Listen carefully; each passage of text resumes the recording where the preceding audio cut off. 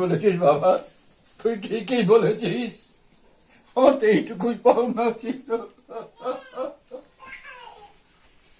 মারে, তোর বাবা চটিটা না ছিঁড়ে গেছে, কি করা যায় বলে তো? একটু সেলাই করা দরকার ছিল। তোমার তো জামাই তো বাড়ি নেই, তা কাকা দিয়ে সেলাই করাবো। কেনে বুড়ো খুশ না কোথায় গেছে? বুড়ো খুশ না কেদা বসে বসে খায় আর ঘুমায়। বলেছে শ্বশুর মশাইকে গিয়ে বলি গা, দেখি কি বলে। বাবা! কে বৌমা? হুম, কি হয়েছে? আমার বাবা চটিয়ে ছিঁড়ে গেছে, সেলাই করে দেন না। তোমার বাবার ছুটি আমি সেলাই করে আনবো? হ্যাঁ, তাই কি হয়েছে? আপনি চটিটা একটু সেলাই করে আনতে পারবেন না? বসে বসে খেয়ে খেয়ে তো বাদ জন্মি গেল শরীরে। তার তো চটিটা সেলাই করা নিয়ে আসুন। আই ভগবান, ছেলে শ্বশুরের ছুটি আজ আমাকে সেলাই করতে যেতে হচ্ছে। এই দৃশ্য আমাকে দেখতে হলো। এই সব এর আগে তুমি আমাকে তুলে নিলে না কেন?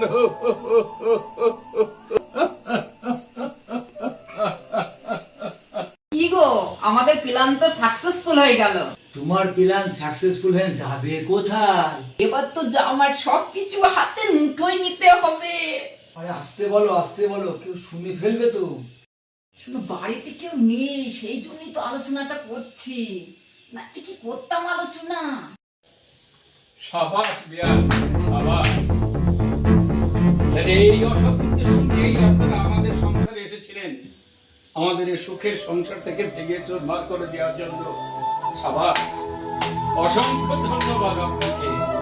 আজকে আমার সুখের সংসারটা ভেঙে দিলেন, আমার ছেলেকে পর করিয়ে দিলেন। ঠিক আছে, আমি যাচ্ছি, আমার ছেলেকে আমি সমস্ত কথা জানাবো। যান, আপনার ছেলেকে বলেন না, বলে কোনো লাভ হবে না। আপনার ছেলে তখন আমার হাতের পুতুল, যেদিকে ঘোরাবো সেদিকেই ঘুরবে। হ্যাঁ, ছেলে আমার কথা শুনবে না, আপনার কথা শুনবে।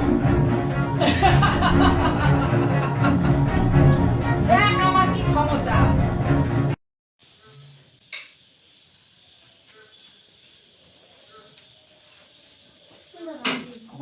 জানিস বাবা, তোর শাশুড়ি এখানে এসেছে অসৎ উদ্দেশ্য নিয়ে।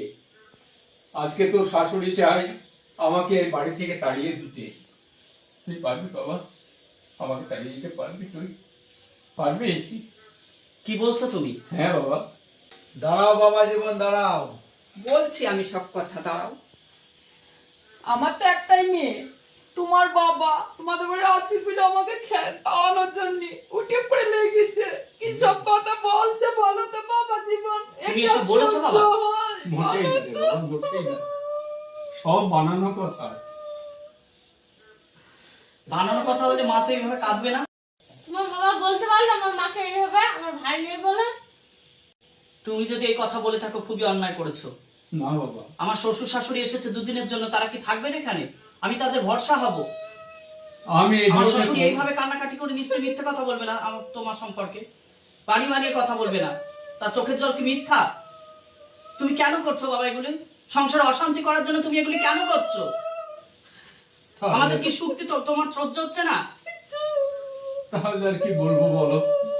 তোমার শাশুড়ি যদি আমার থেকে বড় হয়, আপন হয়, তাহলে বাবা আমার বলার কিছু নেই। তুমি শাশুড়ি, আমি তো চোখের সামনে সব দেখতে পাচ্ছি বাবা, তো কি ঘটনা বাবা, ঠিক আছে, আমার কথা যখন বিশ্বাস করলি না, আমি চলেই যাচ্ছি। শোনো বাবা, তোমার বাবা তোমার শাশুড়িকে কট করে কতগুলো কথা বলে, এগুলোকে বলা উচিত? বলো বাবা। ঠিকই বলেছেন, কিন্তু বাবা দিনকে দিন কেমন হয়ে যাচ্ছে। কি করা যায় বাবাকে নিয়ে আমি কিছু বুঝতেই পারছি না। আপনারা যদি কিছু একটু বলেন। তোমার হ্যাঁ মা, বলুন। বাবাকে বৃদ্ধাশ্রমে পাঠিয়ে দাও। বৃদ্ধাশ্রমে পাঠিয়ে দিয়ে আসবো?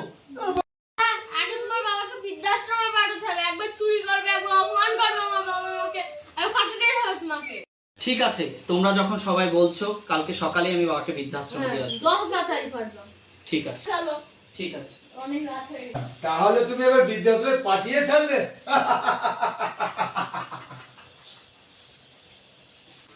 কোথায় যাবো? চলো চলো, তোমার জন্য আমার সংসারে অশান্তি হচ্ছে। তোমাকে আর আমি এখানে রাখবো না। আমাকে তুমি যখন কোথায় একটু নিয়ে মানিয়ে যাবি? নিতে পারছো না, তোমাকে এখানে রাখার কোনো প্রয়োজন দেখছি না আমি। তাহলে কোথায় নিয়ে যাবি আমাকে? তোমাকে তোমার নিরিবিলি স্থানে দিয়ে আসবো, চলো। বৃদ্ধাশ্রম তোমার শেষ ঠিকানা হবে। আজ থেকে বৃদ্ধাশ্রম? তুমি বৃদ্ধাশ্রমে থাকবে, তোমার এখানে থাকার কোনো প্রয়োজন নেই। তুই শেষ আমাকে বৃদ্ধাশ্রমে পাঠাবি? ওকে এই বয়সে বৃদ্ধাশ্রমে পাঠাবি? হ্যাঁ হ্যাঁ, ওটাই তোমার ঠিক ঠিকানা।